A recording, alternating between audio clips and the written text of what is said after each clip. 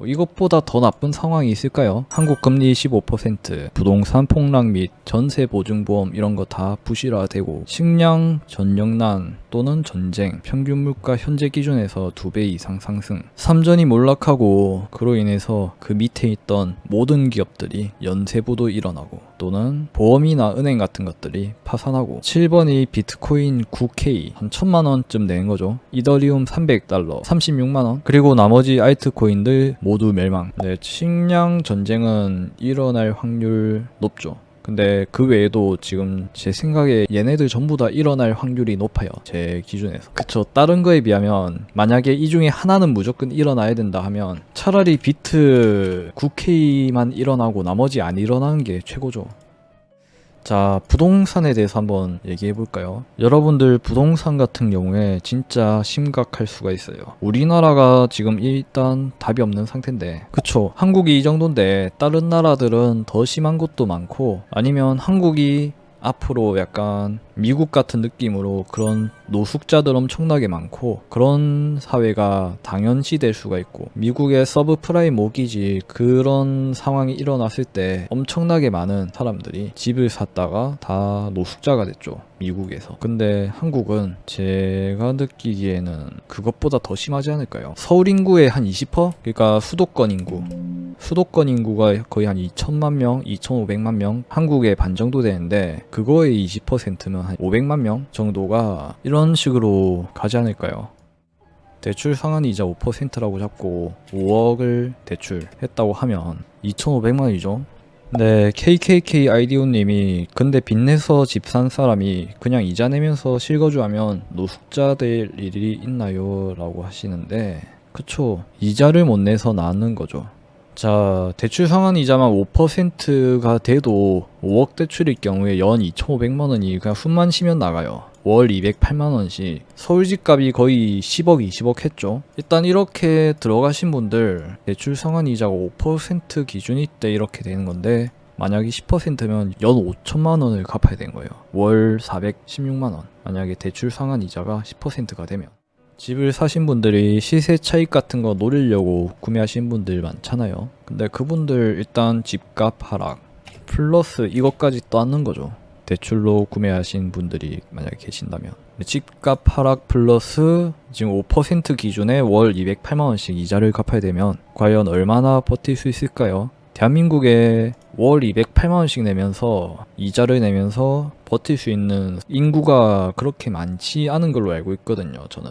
대부분 안될 거예요, 진짜. 당연히 부자이신 분들 진짜 많죠. 근데 부자 아니신 분들은 더 많죠. 그런 분들은 이런 이자를 절대 감당 못합니다. 집값 하락은 거의 확정이에요.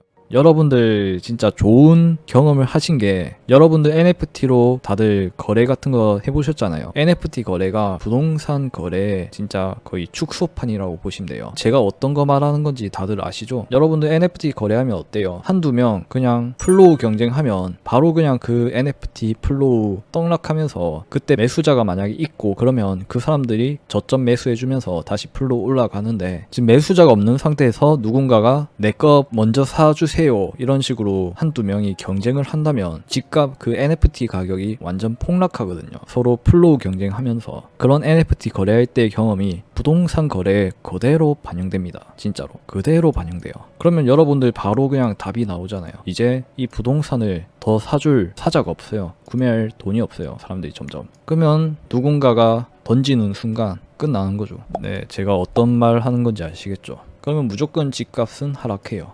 무조건. 자, NFT도 보면 올해 초부터 1월달부터 이런 얘기 아마 드렸을 거예요. NFT를 이제 어떤 식으로 비유했냐면, 오픈시 보면 수많은 NFT들이 있잖아요. 진짜 많은 NFT들이 있어요. 여러분들이 아는 것도 있고 모르는 것들이 대다수고, 저도 모르는 게 대다수예요. 왜냐? 진짜 많거든요. 너무 많아요. 자, 그러면 한번 봅시다. 자, NFT를 어떻게 비유할 수 있냐면, 좀 괜찮은 NFT들은 이런 식으로 플로우 프라이스 높거나 아니면 누군가가 계속 사고 싶어하는 수요가 있어요. 괜찮은 애들은. 그쵸? BAYC가 갑자기 12더리움에 매물 올라왔어요. 그럼 여러분들 안 살까요? 사지 않을까요? BAYC를. 지금 86.8이더리움인데 갑자기 BAYC가 12더리움에 누군가가 매도를 올려놓으면 그래도 이름값이 있는 그런 애들은 돈 많은 누군가는 삽니다. 부담되지 않는 선에서. 근데 반면에 저기 이상한 NFT들 지금까지 이렇게 스크롤 내리면서 본 게 1위에서 100위까지 이렇게 본 건데 그것만 있는 게 아니라 저 밑에 뭐 1000위, 2000위, 만등 NFT 이런 것도 진짜 많죠. 자, 그러면 어떻게 되냐면, 자, 이거 NFT 보면 보통 아이템이 10,000개, 5,000개, 10,000개, 뭐 8,000개 이런 식으로 많잖아요. 이런 걸 그냥 대충 아파트 세대수라고 보시면 돼요. 아파트 세대수 이런 것들. 자, 근데 여기 또 보면 서울, 강남, 매매 45억 이런 식으로 있잖아요. 이런 식으로 매매 74, 전세 127, 월세 57 이렇게 올라온 게 이제 리스팅 올라온 거라고 생각하시면 되고, 이제 여기 있는 모든 세대가 전체 물량 NFT라고 생각하시면 돼요. 그럼 이거 하나하나 서로 다른 NFT인 거예요. 그렇게 생각하고 한번 보시면 이해가 쉽죠.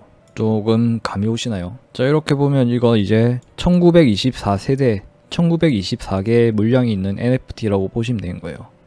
여기 매매로 27개 리스팅 올라와 있다 이런 느낌으로. 부동산이나 NFT나 뭐 진짜 비슷합니다. 그냥 부동산은 그 사이클이나 주기가 많이 길다 뿐이고 NFT는 진짜 짧게 빠르게 일어난다 그 뿐이고. 그러면 여러분들은 이미 부동산의 미래가 어떻게 될지 아시는 거예요. 진짜 괜찮은 부동산계 BAYC 같은 것들이 있죠. 그런 것들은 가격 같은 경우에 비교적 잘 버틸 수 있어요. 근데 반면에 저기 지방에 있는 부동산들, 말도 안 되는 이유로 가격이 올랐던 애들, 다른 부동산들 다 오르니까 올라간 애들, 그런 것들 다 떨어질 확률이 높죠. 플러스 우리나라는 이것만 있는 게 아니라 전세도 있죠. 전세. 또 이런 식으로 흘러갈 수 있습니다. 전세 자금을 이제 반환하지 못하는 그런 집들이 진짜 많아질 거예요. 여러분들이 집을 구매하는 것 대신에 전세로 거주하고 계시는데 거기 집주인이 여러분의 전세 자금을 돌려주지 못할 가능성도 있어요. 이거는 저는 거의 한 90% 확률로 올 확률이 높다고 생각합니다. 아직 완전 초기라서 지금 아직 공포 뭐 그런 것도 아니죠. 그렇죠. 이렇게 되면 전세자금 보험도 줄도산할 가능성도 있죠. 보유한 자금보다 더 많은 자금이 필요할 경우에.